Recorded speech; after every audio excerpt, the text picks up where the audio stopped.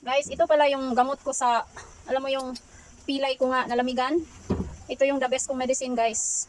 Walang kapantay to, guys. Ito yung pantanggal ng aray ko, yung lamig. Tanggalin niya yung lamig ko para mawala yung sakit. Mas the best pa ni sa lahat ng the best. I-introduce ko sa inyo, guys. Ito pala yung tuba-tuba sa Bisaya or kasla. Ayan yung the best sa mga pilay na nalamigan. O, nalagyan ko siya ng pau.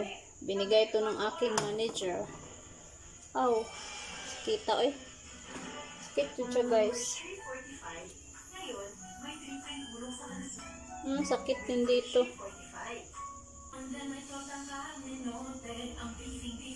So, ito na yun, guys. So, inano ko kanina. Yan, tanggalan ko to ng mga itim kay mamansa yung aking damit. Ngayon, isusuot ko, ang hirap. Isusuot ko na yung jacket kasi kailangan ko ng ano, guys, para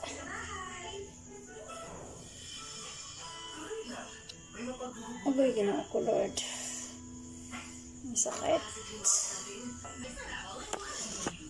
Yan. Tutuklapin ko to siya, guys. Yan. Medyo matigas, di pa siya masyadong luto. Init. Yan. Ito yung tadas ko, guys. Since pasang 10, pasang guys. Ayan. Super init pa siya, guys. Pero kung kaya mo yung init, edikit mo na. Yan. Dito, guys. Ito, ilagay ko to sa shoulder ko. Yan. Diyan siya, guys. Ganyan ko siya. Tapos, yung so, yan ang lagay ko dyan, guys. Yan, ganyan mo yan sa shoulder. Abo. Yan. Mahirap, guys, kasi wala akong kasama.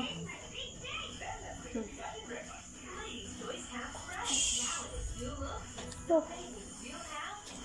Hindi madali. Ouch. Kasi nga, ang sakit ng kamay ko, guys.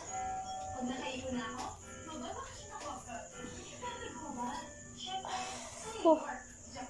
Hindi madali.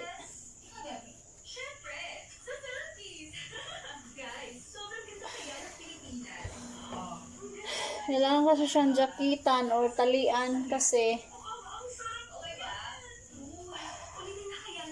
yan, pwede na yan, guys. So, ganyan yan hanggang umaga.